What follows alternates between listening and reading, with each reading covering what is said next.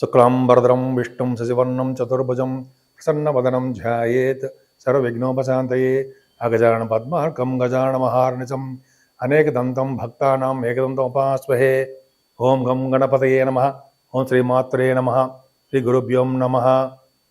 మా ఆది ఆస్ట్రాలజీని చూస్తున్నటువంటి మీ అందరికీ, అలాగే విదేశాల్లో కూడా ఉంటూ నన్ను ఎంతగానో ఆదరిస్తూ ప్రోత్సహిస్తూ నా వీడియో చూస్తున్నటువంటి మీ అందరికీ కూడా పేరు పేరున నా హృదయపూర్వక నమస్కారాలు.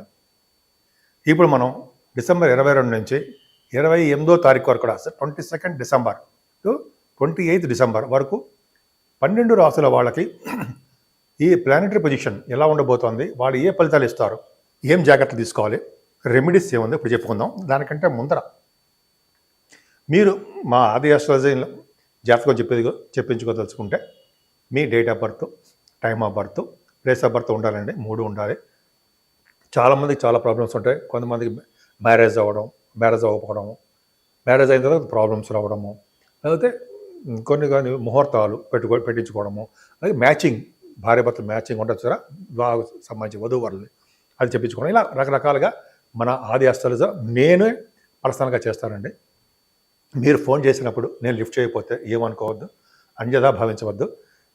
మీరు వాట్సాప్ కింద స్క్రోల్ అవుతున్నటువంటి నెంబర్ ఉంది, దాని వాట్సాప్ మెసేజ్ పెట్టండి. మీకు ఏం కావాలి ఆ డీటెయిల్స్ అన్నీ కూడా, నేను చెప్పినవన్నీ కూడా మీరు డీటెయిల్స్ పెడితే నేను మళ్ళీ ఈ షూటింగ్లో ఉన్నా, అయితే జాతకాలు చెప్తూ ఉన్నా, నేను మళ్ళీ చూస్తాను. చూసిన తర్వాత నేను మళ్ళీ రెస్పాండ్ అవుతాను. మీకు ఫోన్ చేసి మీ గురించి ఏం కావాలి మీరని అన్నీ తెలుసుకుంటాను. తప్పకుండా పరిష్కార మార్గాలు, కంప్లీట్గా జాతకం చెప్పడం అన్నీ ఉంటాయండి. మీరు ఏమాత్రం ఇష్టం ఉంటే, నా వీడియోలు నచ్చితే మీరు తప్పకుండా చెప్పించుకోండి.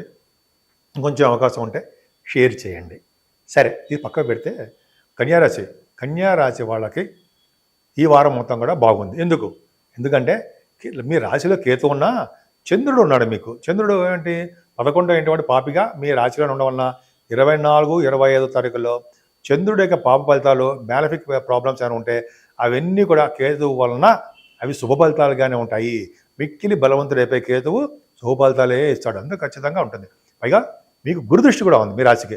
అంటే నేమ్ అండ్ ఫేమ్ బాగా ఉండడము, ఆనందంగా ఉండడము, ఎదుటి వాళ్ళకి హెల్ప్ చేసే తత్వంలో ఉండడము, దాన గుణము, ఉదారత, హెల్పింగ్ నేచరు బాగా ఎక్కువగా ఉంటాయండి మీకు. అది బాగుంది. పైగా ఫైనాన్షియల్గా ఏమాత్రం ఇబ్బంది పడరు. సెకండ్ హౌస్ లార్డ్ శుక్రుడు పంచమ భావంలో ఉండడమే కారణం. ధన విషయంలో ఏమాత్రం ఇబ్బంది పడరు. రావాల్సిన డబ్బులు మీకు వస్తాయి.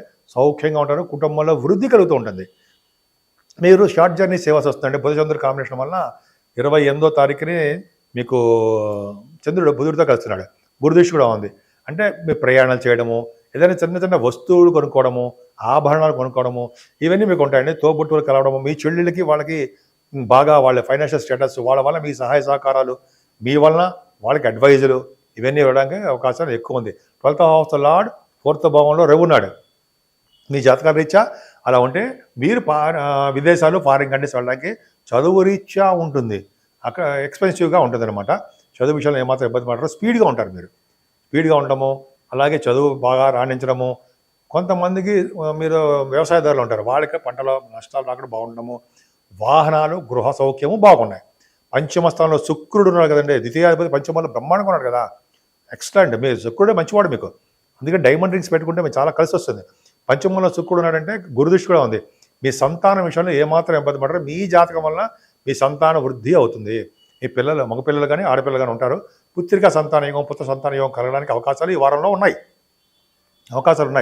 అంతేకాకుండా సినిమా రంగంలో శుక్రుడు ప్రభావం ఉంటే కళారంగంలో సినిమా అవ్వచ్చు, టెలివిజన్ అవ్వచ్చండి. మంచి కళల మీరు డెవలప్ అవుతారు. సంగీతం కానీ, నృత్య కళాకారులకి గురుదృష్టి ఉంది కాబట్టి సాహిత్య కళాకారులకి బాగుంటుందండి. ముఖ్యంగా ఈ డైరెక్టర్స్ కానీ, సినిమా యాక్టర్స్ కానీ, లేకపోతే ప్రొడ్యూసర్స్ అంటాం, అదే ఏ రంగంలో ఉన్నా సరే, ఏ భావంలో ఉన్నా సరే, సినిమా కళారంగంలో వాళ్ళకి మీ కన్యారాశి వాళ్ళకి బాగుంటుంది. సక్సెస్ రేట్ బాగుంటుంది అర్థం. ముఖ్యంగా ఈ స్టాక్ మార్కెట్లో ఉంటారు సరే, ఆ స్టాక్ మార్కెట్, షేర్ మార్కెట్ ఉంటారే, వాళ్ళకి కూడా అభివృద్ధికరంగా బాగుంటుంది. చదువు విషయంలో బాగా డెవలప్ అవుతారు.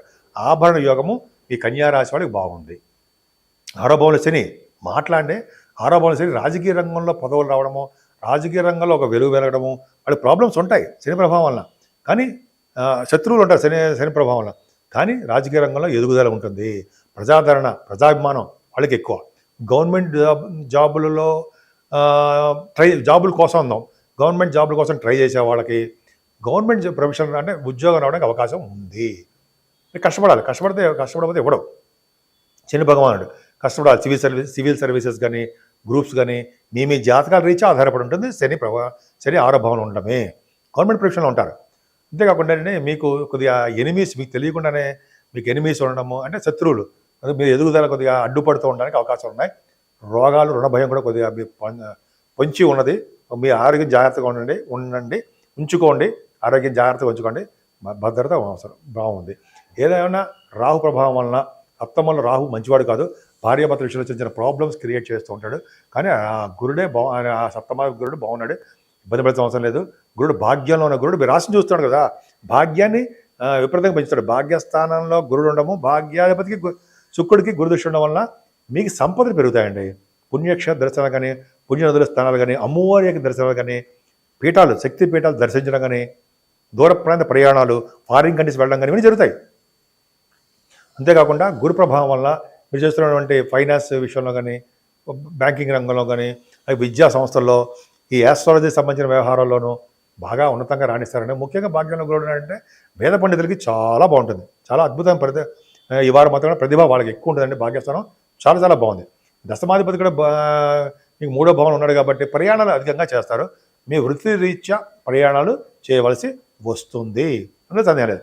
ఇంకా చెప్పాలంటే మీరు చేస్తున్నటువంటి ఉద్యోగాల్లో చాలా భద్రత ఉండడము, గవర్నమెంట్ ప్రొఫెషన్లో ఉండడము, ముఖ్యంగా సాఫ్ట్వేర్ రంగ ఉద్యోగస్తులకి అధికంగా వాళ్ళ డబ్బులు సంపాదన, వాళ్ళ ప్రమోషన్స్, గుర్తింపు, గౌరవము దక్కడము, అలాగే ఆటోమొబైల్ ఇండస్ట్రీస్లో పనిచేసే వాళ్ళు కూడా, ఆటోమొబైల్ ఏంటండి ఈ ఫార్మా రంగం ఉంటాం కదా, వాళ్ళందరికీ కూడా మంచి యోగవంతంగా, సిమెంట్ పరిశ్రమలో వాళ్ళకి బాగుంది. కోల్ రంగం సరే, ఈ విధంగా చాలా బాగున్నాయండి. మంచి సంపదలు పెరుగుతాయి. లాభంలో కుజుడు అంతే కదా, 3, 6, 11 స్థానంలో కుజుడు యోగిస్తాడు, బలంగా ఉన్నాడు. పైగా అష్టమాధిపతి అయ్యాడు, 11 భావంలో ఉన్నాడు. అయినప్పటికీ రియల్ ఎస్టేట్ రంగంలో, భూముల రంగంలో వాళ్ళకి బాగా కలిసి వస్తుందండి. భూములు అమ్ముడు పోవడము, అదే అపార్ట్మెంట్స్ అమ్ముడు పోవడము, లాభాలు రావడము, ఓ విధంగా సుబ్రహ్మణ్య స్వామి ప్రభావం వలన వాళ్ళకి కుజుడు ప్రభావం బాగుందని వాహన యోగాన్ని ఇస్తాడు కుజుడు. సరే, అంతేకాకుండా 11 భావంలో ఉండడం వల్ల మీ మేనమామలు కదండి, అక్కయ్యలు కానీ అన్నయ్యలు కానీ బాగా ఉండేట్టు చేస్తుంటాడు. ధనయోగాన్ని మీకు బాగా కల్పిస్తూ ఉంటాడు. 12వ భావంలో 22, 23 తారీఖులో చంద్రుడు ఉన్నాడు, శని దృష్టి ఉంది. అంటే ఏంటి, మీరు ఎక్కువ ప్రయాణాలు చేయవలసి వస్తుందండి. కొద్దిగా ప్రయాణాలు చేసేటప్పుడు డిలే అయిపోతూ ఉంటాయి, ప్రయాణాలు ఆలస్యం అయిపోతూ ఉంటాయి. కానీ సన్మానాలు మాత్రం జరుగుతాయండి. మీకు సన్మానాలు జరగడము, సంపదలు పెరగడము, ధనం అధికంగా ఖర్చు పెట్టేయడం జరుగుతుంది. ఏదేమైనా మీ కన్యారాశి వాళ్ళు పూజించవలసిన దేవుడు అమ్మవారు. అమ్మవారిని పూజించడం ఒకటి, అలాగే శనీశ్వరుని పూజించడం బాగుందండి. ముఖ్యంగా అమ్మవారిని ఎందుకు పూజిస్తున్నాం అంటే, మీకు సప్తభావంలో ఉన్న రాహు దోషకారకుడు కాబట్టి, అలాగే సూర్య భగవాను కూడా పూజించడం వల్ల సంపూర్ణ ఆరోగ్యంగా ఉండడానికి అవకాశాలు ఎక్కువ ఉంటాయి. సో ఈ విధంగా అమ్మవారిని పూజిస్తూ సూర్యభగవాన్ ఆరాధన చేయడం వల్ల ఈ వారం మొత్తం కూడా మీకు మంచి ఫలితాలు రావడానికి అవకాశాలు ఎక్కువ ఉన్నాయి. ఇప్పుడు మనం రెమెడీస్ చెప్పబోతుండే ఒక చిన్న రెమెడీ. ఇది అన్ని రాశులకు వర్తిస్తాయి, మీకు వీలుంటే అన్ని రాశుల వరకు వేయండి. మేషరాశి నుంచి మీనరాశి వరకు, అంటే మేషము, వృషభము, మిథునము, కర్కాటకము, సింహము, కన్య, తుల, వృశ్చిక రాశి వాళ్ళకి, ధనస్సు, మకర, కుంభ రాశులు, మీనరాశులు, ఈ 12 రాశుల వాళ్ళకి ముఖ్యంగా ఈ నెల 28వ తారీఖు నుండి శని త్రయోదశి వస్తుంది. శని త్రయోదశి రోజు తైలాభిషేకం చేయించుకోవడం వలన 12 రాశుల వాళ్ళకి తైలాభిషేకం తెలుసు కదండి మీకు. శనీశ్వరుని పూజిస్తూ మందపల్లిలో కానీ మీ దగ్గరలో దేవాలయాలకు వెళ్ళి శనీశ్వరుని పూజించడం వలన శని దోషాలు ఉన్న వాళ్ళకి, ఆల్రెడీ సప్తమ స్థాన శని దోషము, అష్టమ శని దోషము, అర్ధాష్టమ శని దోషము, ఏలినాటి శని ప్రభావం చాలా రాశుల వాళ్ళకి ఉన్నాయి. ఇలా శని యొక్క రాశులు శని ప్రభావం చేయించడం వల్ల, తైలాభిషేకాలు చేయించడం వలన శనీశ్వరుడు వల్ల వచ్చే కష్టాలు, దోషాలు, అపవాదాలు, అవమానాలు ఇవన్నీ కూడా తొలగిపోయి సర్వశుభాలు కలగడానికి అవకాశం ఉందండి.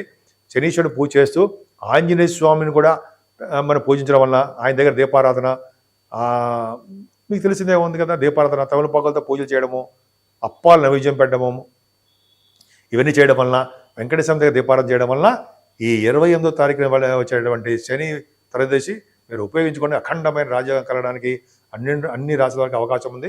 సో మీరు ఈ అవకాశాన్ని ఉపయోగించుకుంటారని ఇలా ఉపయోగించడం వల్ల మీ 12 రాశుల వాళ్ళకి మీకు సర్వ శుభాలు, సర్వ సుఖాలు, శని వల్ల వచ్చే దోషాలు పోతాయని కూడా నేను మనస్ఫూర్తిగా కోరుకుంటున్నాను.